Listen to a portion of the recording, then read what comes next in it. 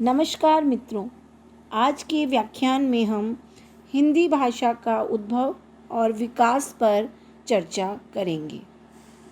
इसके अंतर्गत हम आदिकाल, मध्यकाल, आधुनिक काल का अध्ययन करेंगे। हिंदी भाषा का उद्भव और विकास। हिंदी भाषा पूर्णतया वियोगात्मक भाषा है।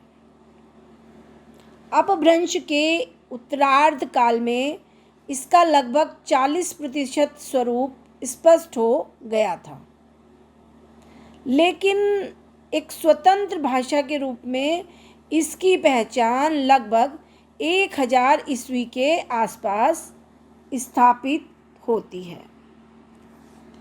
तब से अद्यावधि तक यह विकास के पथ पर निरंतर गतिशील है। हिंदी भाषा के उद्भव और विकास का इतिहास 3 भागों में बांटा जा सकता है। पहला आदिकाल, जो 1000 से 1500 ईस्वी तक। दूसरा मध्यकाल, 1501 से 1800 ईस्वी तक। और तीसरा है आधुनिक काल, जो कि 1801 ईस्वी से आज तक। पहला है आदिकाल, जो कि 1000 से 1500 ईस्वी तक है। हिंदी भाषा का आदिकाल राजनीतिक दृष्टि से अस्थिरता का काल कहा जा सकता है। सर्वत्र मत्स्य न्याय की परंपरा व्याप्त थी। जर, जोरू और जमीन तथा कथित अभिमान के प्रणेता इन लोगों को पशुवत हिंसक बना रहे थे। इस विनाश लीला से जहाँ कुछ लोग उत्साहित होते थे, वहीं बहुत से लोग विक्षुब्ध भी थे। कुछ एक ने इन विसंगतियों से स्वयं को मुक्त रखा। इसीलिए भोग एवं योग अपूर्व समन्वय इस युग की रचनाओं में दृष्टिगत होता है। प्रसंगानुकूल राजाश्रय, धर्माश्रय में सृजित होने वाली रचनाओं के लिए डिंगल, पिंगल, दक्षिणी, अवधी, ब्रज प्रभृति विविध भाषाएं माध्यम भाषा के रूप में अपनाई गई। इस अवधि में सृजित साहित्य जो अभी तक उपलब्ध हुआ है, वह मुख्य रूप में राजस्थान, उत्तर प्रदेश, बिहार, पंजाब, गुजरात, महाराष्ट्र और कर्नाटक में लिखा गया है। प्रारंभिक व्याकरण हेमचंद के द्वारा लिखा गया, जिसका नाम था शब्दानुशासन या सिद्ध हेम व्याकरण। इस युग में विकास की दृष्टि से हिंदी की निम्न ध्वनिगत एवं रूपगत विशेषताएं उल्लेखनीय हैं।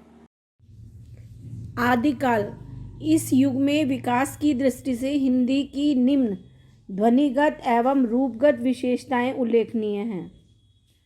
अपभ्रंश में 8 स्वर थे: ए, आ, ई, उ, ए तथा ए। ये मूल स्वर थे। हिंदी में नए स्वर विकसित हुए ए तथा इनका उच्चारण क्रमशः ए और ओ रूप में होता था।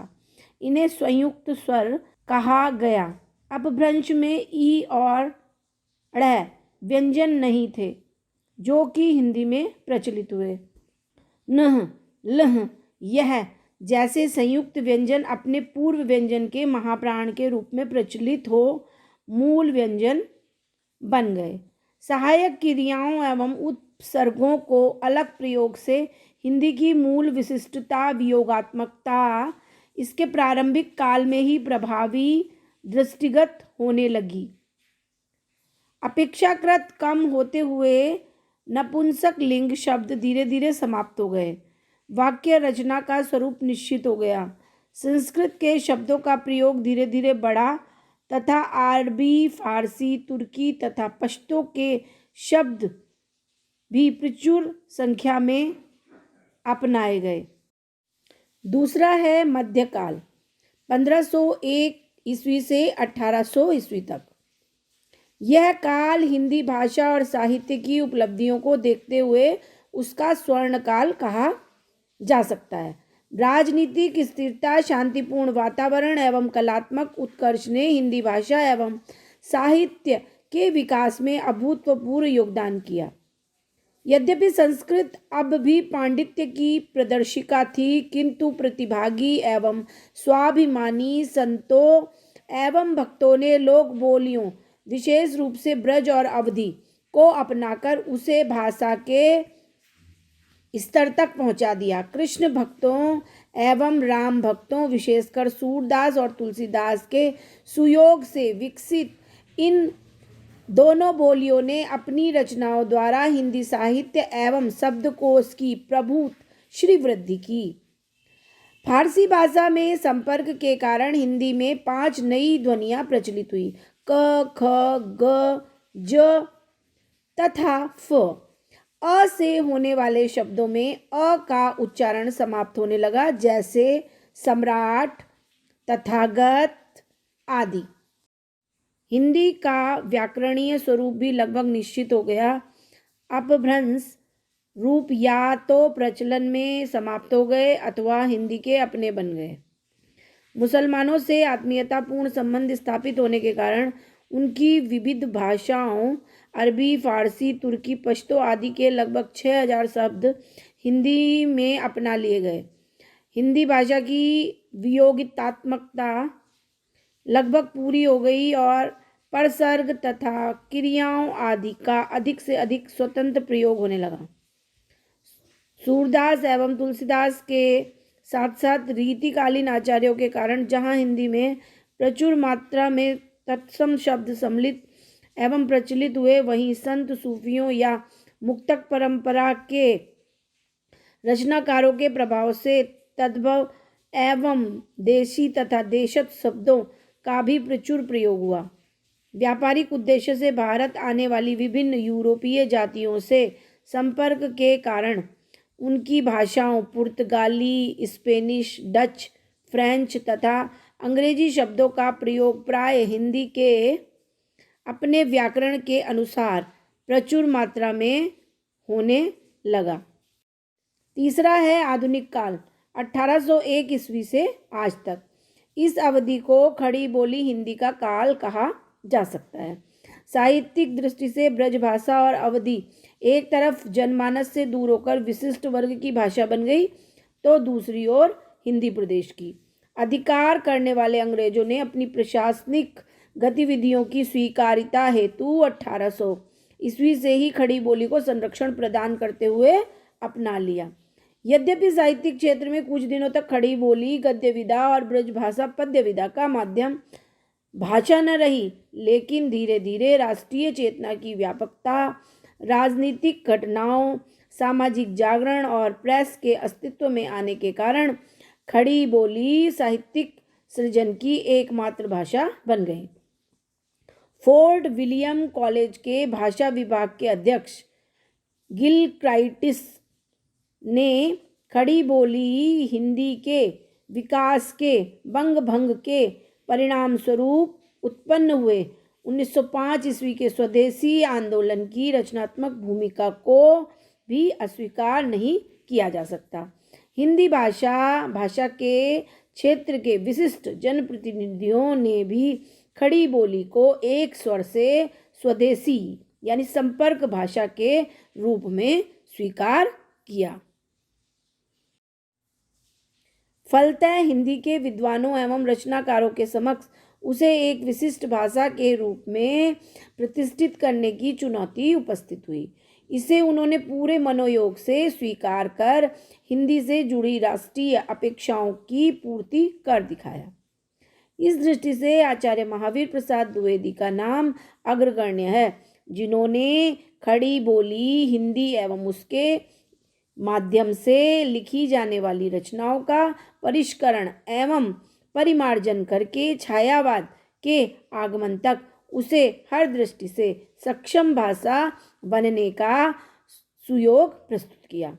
कचहरी में उर्दू भाषा और फारसी लिपि के प्रचलन के कारण 1947 ईस्वी तक क, ख, ग, ज और फ वर्ण तो प्रचलन में रहे, किंतु धीरे धीरे क ख ग के रूप में प्रयुक्त होने लगे और ज और फ प्रचलन में अभी भी बने हुए हैं। अंग्रेजी के प्रभाव से उसके ओ वर्ण के लिए एक नई ध्वनि औ प्रचलित हुई, जैसे कॉलेज, डॉक्टर, कॉलगेट आदि। औ का उच्चारण ओ एवं आ के मध्य करने की चेष्टा की जाती है। शब्दांत में अ का उच्चारण लगभग समाप्त हो चुका है, जैसे राम, श्याम आदि। हिंदी भाषा भाषी क्षेत्र के साहित्यकारों द्वारा प्रयुक्त होने वाली साहित्यिक हिंदी। हिंदी भाषा भाषी क्षेत्र के जनसामान्य या विशिष्ट लोगों द्वारा प्रयुक्त होने वाली हिंदी। इसके भी कम से कम 3 स्वरूप प्रचलन में है। शिष्ट लोगों से की बातचीत में प्रयुक्त होने वाली हिंदी, जिसके आरंभ से अंत तक संयम एवं अनुशासन का पुट रहता है।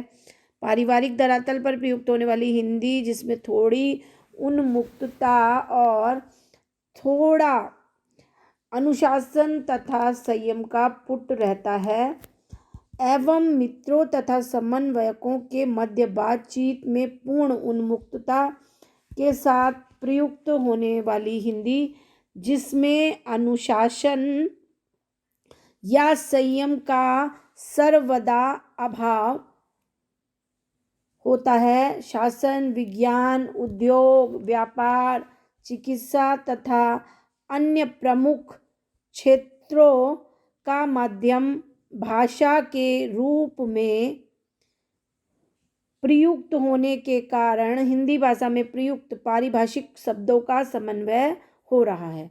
ये शब्द विभिन्न माध्यमों से प्राप्त हो रहे हैं, जैसे ग्रहण, निर्माण, अनकलन यानी तकनीक, अकादमी, डीजल और सचयन यानी निस्तृंति इत्यादि।